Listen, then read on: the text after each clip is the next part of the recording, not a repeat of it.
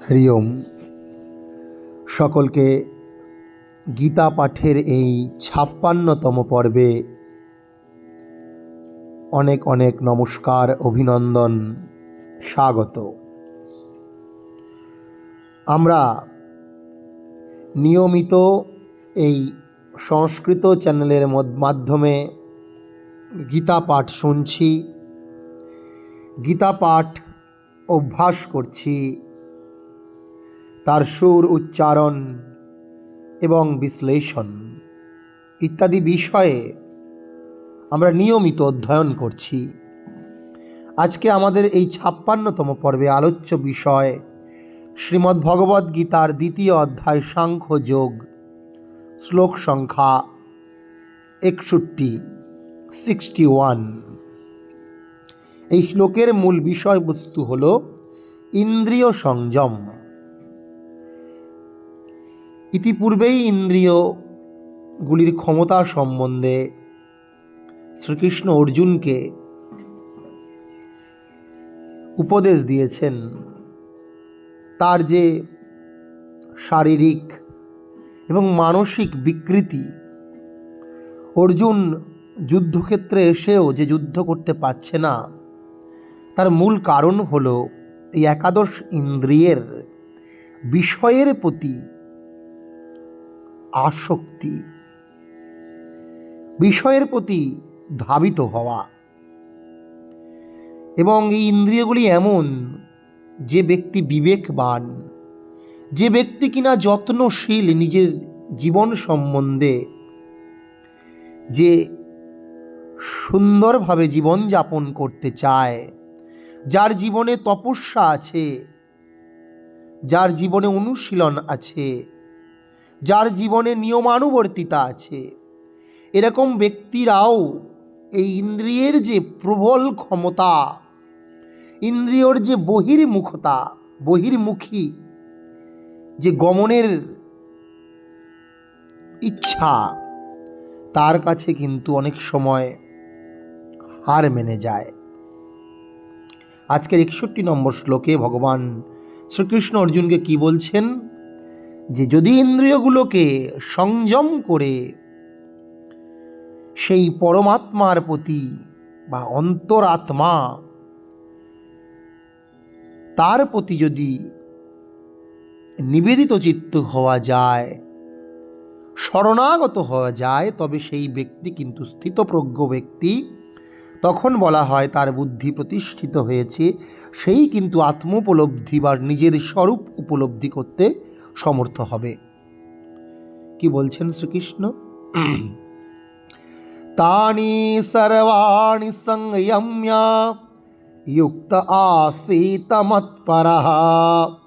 তানি সর্বাণি সংযম্য যুক্ত আসীত মৎপরঃ। বশে হি যস্যেন্দ্রিয়াণি, বশে হি যস্যেন্দ্রিয়াণি তস্য প্রজ্ঞা প্রতিষ্ঠিতা, তস্য প্রজ্ঞা প্রতিষ্ঠিতা। অর্থাৎ যে ব্যক্তির যস্য, যে ব্যক্তির ইন্দ্রিয়াণি, এই ইন্দ্রিয় সকল বশে, তার বশে আছে, সে চাইলে ইন্দ্রিয়গুলোকে সংযত করতে পারে। তানি ইন্দ্রিয়াণি, সেই সমস্ত ইন্দ্রিয়গুলোকে, সর্বাণি সমস্ত মানে 5টি কর্মেন্দ্রিয়, কি না, হাত, পা, পায়ু, উপস্থ আর মুখ। 5টি জ্ঞানেন্দ্রিয়, চোখ, কান, নাক, জিহ্বা, ত্বক, আর একটি অন্তরিন্দ্রিয় মন।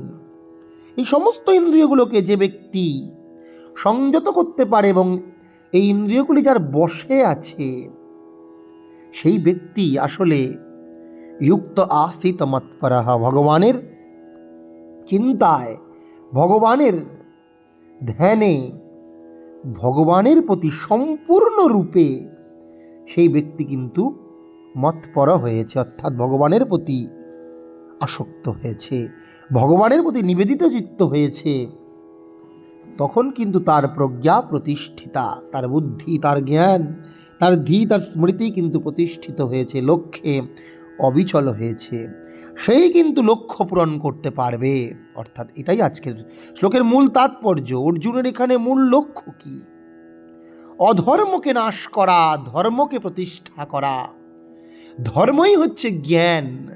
আর এই ধর্মরূপ প্রজ্ঞা তখনই প্রতিষ্ঠিত হবে যখন তার ইন্দ্রিয়গুলি তার নিজের বশে থাকবে এবং ইন্দ্রিয়গুলোকে সে সংযত করে ভগবানের প্রতি সে শরণাগত থাকতে পারবে। অর্থাৎ সে আত্মোপলব্ধি বা নিজের অন্তরের দিকে সে দৃষ্টি দিতে পারবে।